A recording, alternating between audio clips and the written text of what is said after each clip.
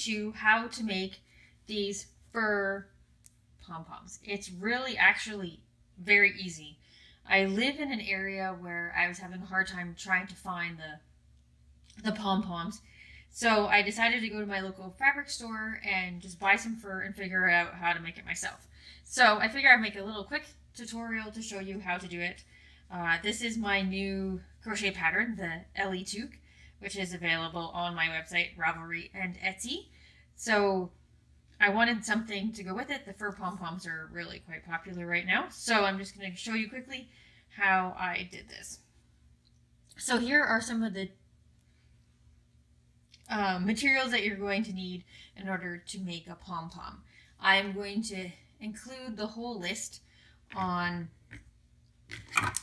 my website afterwards as a downloadable PDF so that you have everything that you need.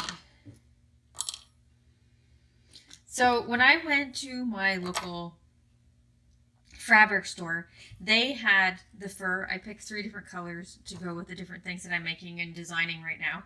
So they had these strips of fur. And so I thought this would be the most economical way to do it. So I measured them out. And they're about 4 inches across. So that's how I measured what I needed for a pom-pom. So with 4 inches across, that gives you the diameter. So you needed a 4-inch circle. So as you can see, I've already cut one off of this one in order to make the other pom-pom that you saw on the hat. So what I did was I used a piece of cardboard and I just stole a compass out of my daughter's kit, and then I just made a 4-inch circle around just so that I could throw it on here, as you can see, and measured it off of there. And now I can try. I think I ordered enough that I can make 3 out of each piece. And each strip cost me less than $5.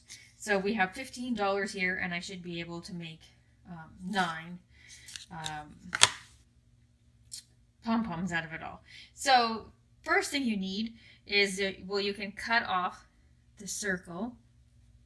And so I've already done that and cut off a gray piece here as I just cut out my circle. This was kind of on the end, but that's okay. It is still shape and turn into your circle. And what I did was, when I did all I did was draw with a marker around the outside and then cut it from the inside. So you can see that through the gray and through the white that I've done already. And they tend to shed just a little bit, just so that you know about that. So I cut a fairly long piece of thread. So all I did was use some cotton thread or crochet thread. And all you do is, and I didn't put a knot in it, because what I do, and what I do with most of my designs, is I create it so that you can use the ends afterwards. So if you want to tie the pom-pom on, if you want to sew a snap onto the hat, or however you want to attach the pom-pom afterwards, give yourself enough length that you can do that afterwards. So all you do is you just start weaving the needle through all the outside edges.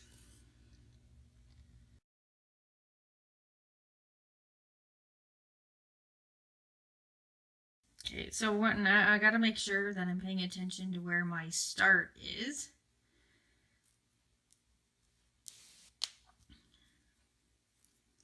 Because what I like to do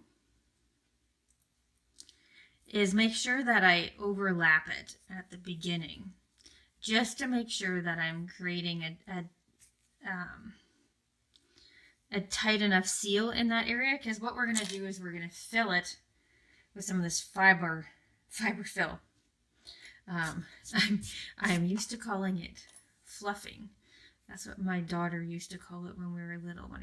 We used to make a lot of teddy bears and stuff with my girls when they were little, and we would always stuff them with fluffing. That's what they always called it. So anyways, I'm sure they'd appreciate that I just shared that. So I'm just going to come up. So there is my start.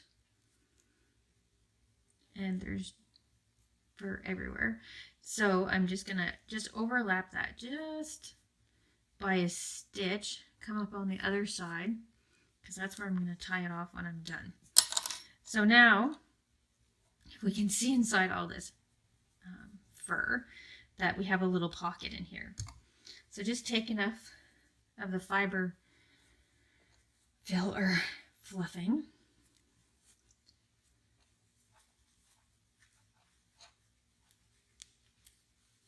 And just stuff it all in there.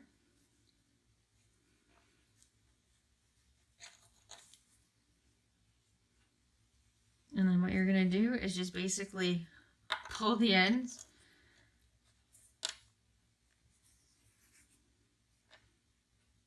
together. And look, oh, it is so soft.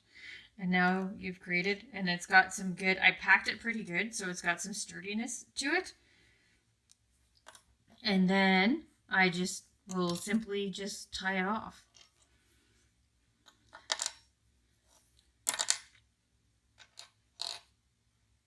So make sure it's nice and tight in there, and just tie it off with a good little tug there. And then we'll just knot it off. And see, I saved enough on the end here that I can either, what I've done with a lot of my hats, because sometimes my daughter's like switching them out with different colors, is I just tie it on with a bow inside the hat, which I think I might have done with this one. Yeah, so there it is. I haven't even finished it off inside here. So all I did was just tie it on the inside.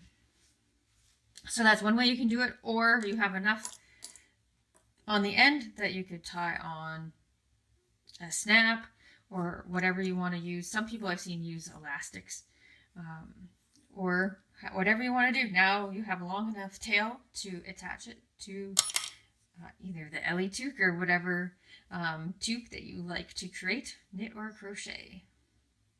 So there you go. The instructions will all be as a downloadable PDF following this video on my website at livingskiesfiberstudio.com.